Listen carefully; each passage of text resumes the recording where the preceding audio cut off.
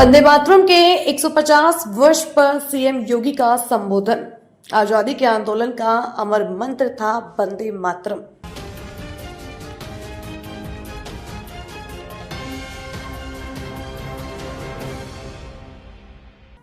मुख्यमंत्री योगी आदित्यनाथ ने कहा कि वंदे मातरम भारत की आजादी का अमर मंत्र था। इसके 150 वर्ष पूरे होने पर उन्होंने बंकिम चंद्र चट्टोपाध्याय को नमन किया। लोक भवन में आयोजित कार्यक्रम में राष्ट्रगीत का गायन हुआ और स्वदेशी का संकल्प लिया गया। सीएम ने कोविड प्रबंधन पर बात की और कहा कि वंदे मातरम हमें कर्तव्यों के प्रति आग्रही बनाता है। मुख्यमंत्री योगी आदित्यनाथ ने कहा कि आज का दिन अत्यंत महत्वपूर्ण है। आजादी के आंदोलन का मंत्र बने वंदे मातरम के 150 वर्ष पूरे होने पर पीएम मोदी ने इस दिवस को स्मृति दिवस के रूप में आयोजित करने के लिए देशवासियों को नई प्रेरणा दी। सीएम ने कहा कि वंदे मातरम भारत की आजादी का अमर मंत्र बन गया था। उस दौरान विदेशी हुकूमत के द्वारा दी जाने वाली अनेक यातनाओं प्रताड़नाओं की परवाह किए बिना भारत का हर नागरिक वंदे मातरम गीत के साथ गांव नगर प्रभात फेरी के माध्यम से भारत की सामूहिक चेतना के जागरण के अभियान से जुड़ चुका था। मुख्यमंत्री योगी आदित्यनाथ ने वंदे मातरम के 150 वर्ष पूर्ण होने के उपलक्ष्य में लोक भवन में आयोजित कार्यक्रम में अपनी बातें रखी।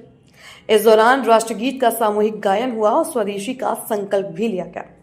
मुख्यमंत्री योगी आदित्यनाथ ने राष्ट्रगीत के रचयिता बंकिम चंद्र चट्टोपाध्याय को नमन किया। मुख्यमंत्री ने प्रदर्शनी का अवलोकन किया। लोक भवन में उपस्थित लोगों ने प्रधानमंत्री नरेंद्र मोदी की उपस्थिति में केंद्रीय संस्कृति मंत्रालय द्वारा आयोजित कार्यक्रम का लाइव प्रसारण भी देखा। इस राष्ट्रगीत के रचयिता बंकिम चंद्र चट्टोपाध्याय जी को मैं सबसे पहले उनकी स्मृतियों के लिए कोटि कोटि नमन करते हुए विनम्र श्रद्धांजलि अर्पित करता हूं। आज का यह दिन हम सबके लिए अत्यंत महत्वपूर्ण दिवस है और मैं आभारी हूं आदरणीय प्रधानमंत्री जी का, जिन्होंने पूरे देशवासियों को आजादी के आंदोलन का मंत्र बना वंदे मातरम की 150 वर्ष पूरे होने के इस दिवस को इस स्मृति दिवस के रूप में आयोजित करने के लिए देशवासियों को एक नई प्रेरणा दी। हम सब जानते हैं कि वंदे मातरम भारत की आजादी का एक अमर मंत्र बन गया था।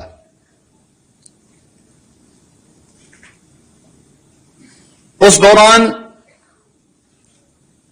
विदेशी हुकूमत के द्वारा दी जाने वाली अनेक यातनाओं और प्रताड़नाओं की परवाह के बगैर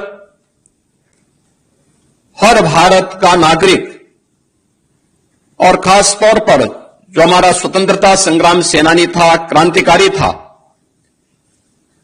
वह वंदे मातरम के इस गीत के साथ गांव गांव में, नगर नगर में प्रभात फेरी के माध्यम से भारत की सामूहिक चेतना के जागरण के इस अभियान के साथ जुड़ चुका था।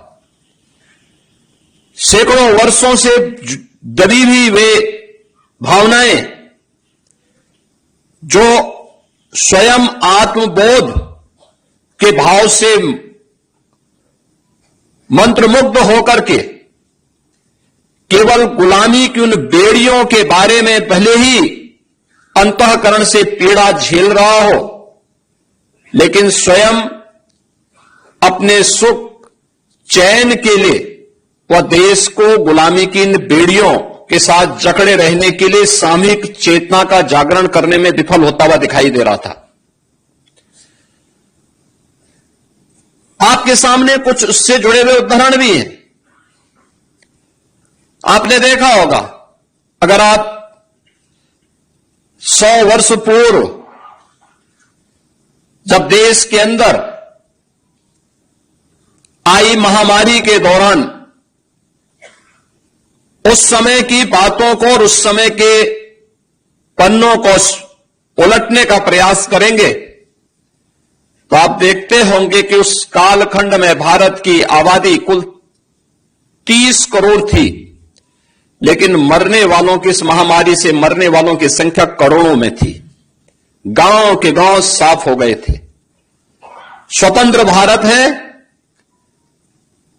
कोविड जैसी महामारी जो दुनिया की अब तक की सबसे बड़ी महामारी के रूप में, जिसका संक्रमण पूरी दुनिया ने झेला है, इस महामारी के दौरान आपने देखा होगा कैसा शासन, कैसा प्रशासन अपनी जान की परवाह के बगैर अल्प वेतन भोगी कर्म कार्मिक भी, प्रत्येक के मन में एक ही भाव था कि हमें हर हाल में इस बीमारी को नियंत्रित करना है, बीमारी के समाधान का रास्ता निकालना है।